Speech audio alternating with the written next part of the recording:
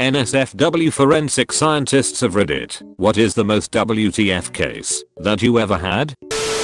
X digital forensics. Drug dealers love taking photos of their girlfriends in their underwear.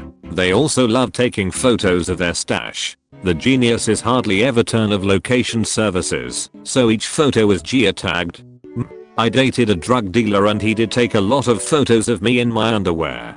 He also always texted me photos of him building little animals out of weed and toothpicks. So I suppose in a way you are exactly right. That's oddly adorable. The building part, I don't get it, but I'm smiling.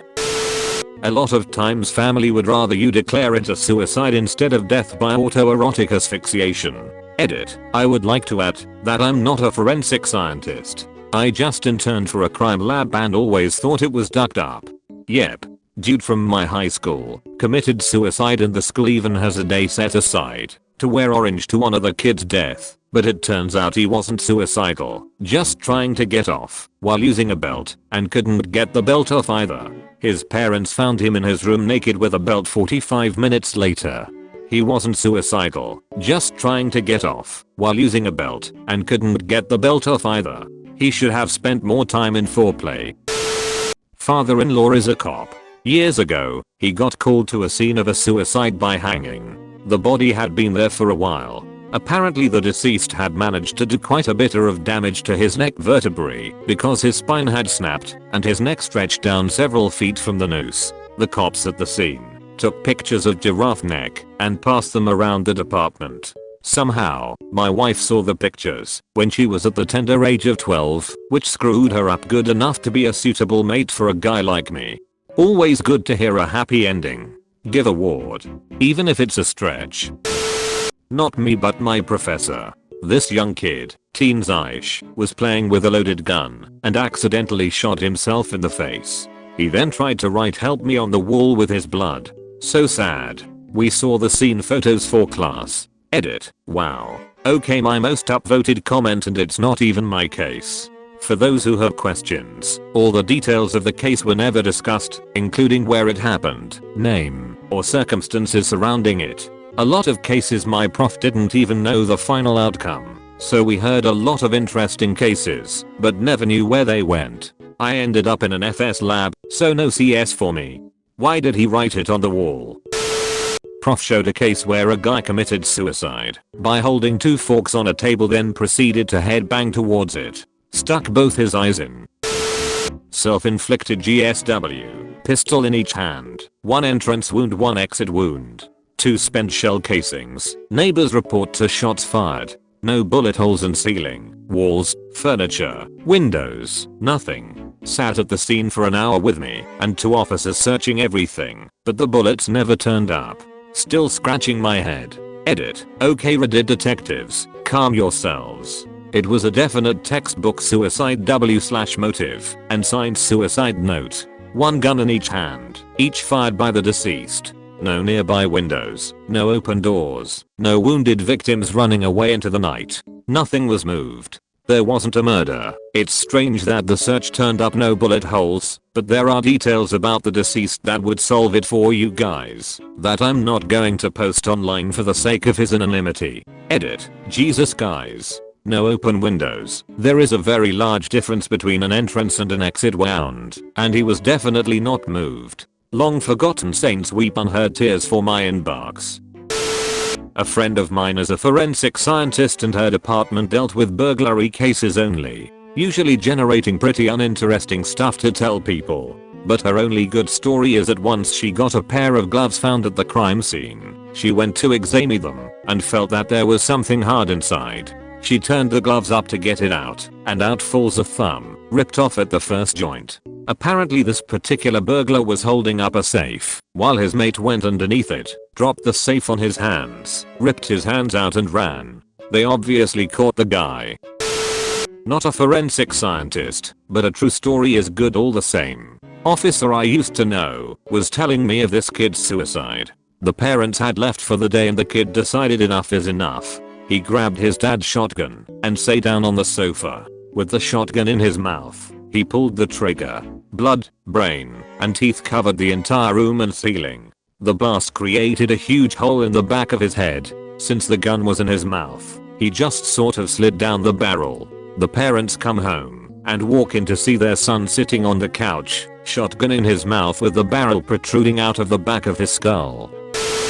Attended a lecture by a pathologist once who asked us what household item someone had managed to kill themselves with: a toothbrush, a rubber band, or a matchstick. He went on to tell us that a man had killed himself accidentally while trying to clean his ear out with a matchstick, punctured a blood vessel, painted a wall with his own blood, passed out and bled out on the sofa. Man, 40 YO, kills wife and children with army rifle, old model, California, 3000 joules muzzle energy, puts the muzzle under the chin and fires. The bullet takes half the face away. Blood drops lead to bathroom, in front of the mirror, then to the ammo box, and finally to the place of the second and last shot to the head. And a case of someone found dead from a gunshot, wound to the heart, on a bridge, without any weapon, bullet, or cartridge case. Circumstantial evidence finally indicated a suicide, but we still don't know how he got the weapon to float away. The bottom of the river was searched, and nothing was found, except the tools of the bridge builders. Edit 1. I see the second case inspires a lot of people who suggest a way to make the weapon disappear. Be assured that a lot of possibilities were imagined and discussed during the inquiry. The problem is, and this is where reality separates from fiction, we must bring facts to the table, supported by the traces and evidence. So, someone taking the gun, a dozen of helium-filled balloons, or a wooden floater tied to the gun are all possibilities, but as long as we don't have evidence backing them, they are pure speculation, as good as any other. Edit 2. For those of you that want some more forensic WTF and can read French, I recommend Ed Howard Launet's Van Freud et Cornichen, Crimes et Suicides Moridi Raya. It's a compilation of the most bizarre cases published in forensic literature. A friend is a psychologist whose previous life was in crime scene photography. She went to the scene of a suicide in a garage. This guy had a project car that he had worked on his whole life. When he decided to end it all, he wanted to go with the car, so he shut the garage and turned on the engine and waited. To top it off, he had taken a bunch of pain and sleeping pills. When my friend got there, it was a good while after his death. EMTs and other specialists were there looking for details and whatnot. He was the VP of a fairly large chain of local businesses, so there was an insurance settlement to consider. My friend is in the middle of photographing the scene and the guy was laying there, pronounced dead hours ago, and he suddenly just shook hard. She thought it was a death rattle, so she kept taking pictures. Eventually the guy sat up and nodded, and the EMTs were called back in to stabilize him and eventually save him. Apparently the car had run out of gas right at the moment he went out, and he was pronounced dead on the scene. He couldn't talk or do much, but he had actually survived. Forensic chemist here, who occasionally gets called out to crime scenes just to consult on evidence collection.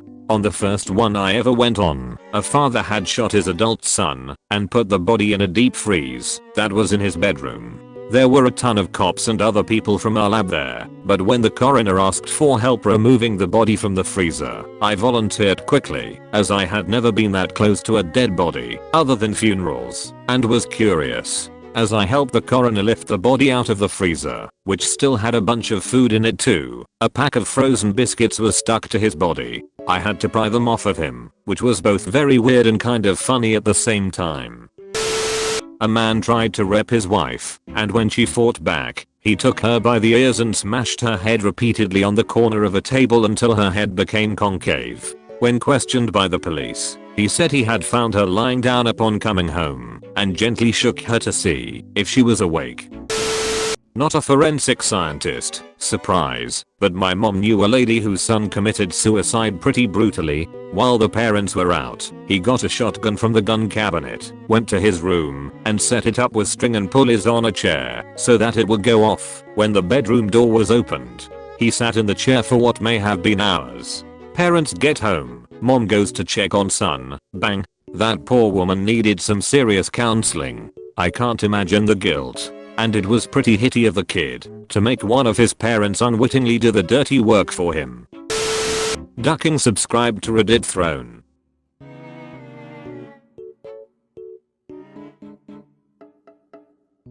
Ducking subscribe to Reddit throne.